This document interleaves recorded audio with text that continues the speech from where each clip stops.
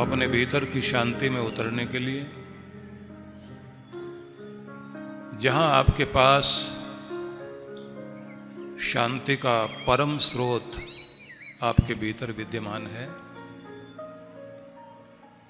प्रेम का वो झरना जहां से आपके भीतर वह सौंदर्य जागृत होता है कि जब फूलों को आप देखते हैं तो उनके सौंदर्य को देखकर, उनकी सुगंध, उनकी कोमलता को देखकर आपका हृदय प्रफुल्लित होने लगता है। आपका ध्यान जाने लग जाता है कि कौन चित्रकार है जिसने इस पुष्प को रंगा भी, बनाया भी, कोमलता भी दी, सुगंध भी दी और दर्शा दिया कि तुम मेरी मुस्कान देखना चाहते हो तो कलियों में देखो, तुम मेरे प्रसन्नता को अनुभव करना चाहते हो तो खिलते हुए फूलों को देखो। यही मुस्कुराहट भगवान सबके चेहरे पर चाहते हैं। छोटे से बच्चे के पास एक मधुर मुस्कान होती है, खिलखिलाहट होती है। जिंदगी सभी की रोने से शुरू होती है, रोते रोते जिंदगी पूरी हो जाती है। लेकिन जिनकी जिंदगी में हर दिन की शुरुआत, प्रारंभ मुस्कुराहट से हो और हर दिन की समाप्ति शांति में हो, समझ लेना उनको जीना आ गया।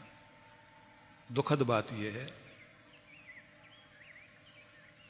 कि हम लोग इस दुनिया में रोने धोने के लिए नहीं आए, फिर भी रोते धोते हुए जिंदगी जी रहे हैं। बेचैन होने के लिए जीवन नहीं दिया गया, फिर भी बेचैन हैं। चिंताओं की दीमक में अपने आप को खोखला करने के लिए नहीं आए हैं, लेकिन फिर भी खोखले हुए जा रहे हैं। डरों में कांपते हुए, भयभीत होकर जिंदगी जीने के लिए आपको जीवन नहीं दिया गया था। निर्भय, निश्चिंत, साहसी, बहादुर, बड़े बड़े जोखिम लेने वाला वह व्यक्तित्व जो पर्वतों को लांघ जाए और फिर भी ना घबराए, ना डरे। परमात्मा ने तो हमको वो रूप दिया था। दुनिया ने डर सिखा दिया, चिंता दे दी, दुख दे दिया। तो एक बात अवश्य ध्यान में रख लीजिए, जिसे आप बहुत ध्यान से सुनेंगे। इस धरती की हर चीज अपने स्रोत की ओर लौटती है, जहां वो अपनी पूर्णता प्राप्त कर लेना चाहती है। और जब तक आपके जीवन में आपका अधूरापन रहेगा, तब तक बेबसी रहेगी, तब तक दुख रहेगा, तब तक रोना जारी रहेगा, तब तक पीड़ा रहेगी। दुनिया के रिश्तों में हम ढूंढ रहे होते हैं कि ये रिश्ता मिल जाए तो मैं पूर्ण हो जाऊं। कोई रिश्ता मिल भी जाए तो थोड़ी देर के बाद में दिखाई देता है अधूरापन, खोखलापन। सोचिए, हम सभी पूर्णता चाहते हैं। पानी की एक छोटी सी बूंद भी तब तक बहना जारी रखती है जब तक वो सागर से मिलकर पूर्ण नहीं हो जाती। वहां उसकी संपूर्णता है। आप भी अपनी संपूर्णता को खोज रहे हैं। जिंदगी में जहां जहां भी अधूरापन है, वहीं वहीं बेबसी नजर आती है। मेरे पास ये नहीं है, ये नहीं है, ये नहीं है। अभाव व्यक्ति को पीड़ा देता है, रुलाता है। ध्यान देना, हर नदी सागर से मिलकर अपनी पूर्णता प्राप्त करती है, तो हर अग्नि की लपट ऊपर उठते हुए सागर से नहीं, सूर्य से मिलकर अपने आप को पूर्ण कर लेना चाहती है। धूल, मिट्टी का वो कण जो धूल बनकर के हवा में उड़ता है, आंधी बनकर आसमान में छा जाए, लेकिन उसके बाद में फिर लौटता है, क्योंकि उसकी पूर्णता धरती में है। आप भी अपनी पूर्णता खोज रहे हैं, और वो पूर्णता बाहर नहीं मिलेगी। उस पूर्णता को अगर आप प्राप्त कर लेना चाहते हैं तो आपको अपने भीतर लौटना होगा, या कहना चाहिए कि परमात्मा में ही प्रत्येक चेतना की, प्रत्येक आत्मा की पूर्णता होती है। दूसरे शब्दों में यह भी समझ लीजिए, जब तक आप अपने निज रूप में नहीं लौटते तब तक आपके भीतर शांति नहीं उतरती। आप सोचेंगे वो निज रूप है क्या? इसे ध्यान से समझना। निज रूप वह है कि जिसमें आपको 24 घंटे रखा जाए और आप ऊबे नहीं, वो आपका निज रूप है। यदि आपको प्रेम के वातावरण में रखा जाए, 24 घंटे प्रेम का वातावरण, आप उससे ऊब नहीं सकते। लेकिन घृणा का वातावरण मिल जाए तो 2 पल भी जीना मुश्किल हो जाएगा। चारों तरफ घृणा करने वाले, नफरत करने वाले लोग खड़े हुए हों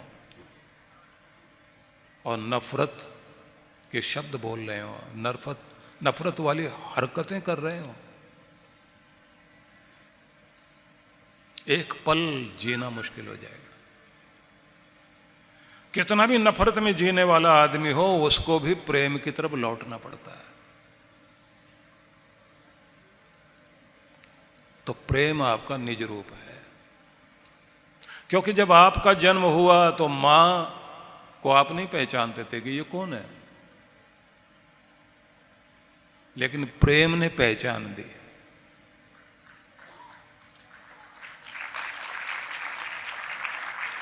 वो मां के हृदय का प्रेम जब बच्चे की तरफ गया तो उसको लगा कि ये कोई मेरा अपना है।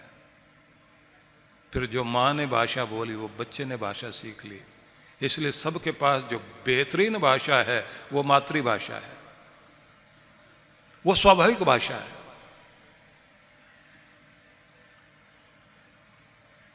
तो प्रेम के साथ हमारे रिश्ते शुरू होते हैं, और सारे रिश्तों में हम एक ही चीज ढूंढ रहे होते हैं, प्रेम प्रेम प्रेम। और अगर प्रेम नहीं है तो रिश्ता कितना भी करीब का क्यों ना हो, दूर हो जाता है। जिस दिल से प्रेम हट जाता है वहां दीवारें खिंचने लग जाती हैं। आसमान से बूंदें बरसती हैं तो वो अलग अलग पेड़ पौधों में जाकर जब गिरने लग जाएं, मिर्च में जाकर गिरे तो तीखापन पैदा कर दें, गन्ने में गिरे तो मिठास पैदा करें, नीम के अंदर गिरे तो कड़वाहट ले आए। पानी तो वही है। अब आप समझ लीजिए, परमात्मा का प्रेम तो हमारी तरफ इसी तरह से निरंतर बरस रहा है, लेकिन अगर हम नीम बनकर बैठ जाएं तो फिर कड़वाहट पैदा हो जाएगी। थोड़ा गन्ना बनने की कोशिश कीजिए, परमात्मा का प्रेम आपको मिठास से भरपूर कर देगा। तो पानी की बूंदें जिस तरह से अनेक अनेक रूपों में, कहीं वो ओस की बूंद है, कहीं वो बर्फ बन गई, कहीं वो वर्षा के रूप में नीचे दिखाई देती है,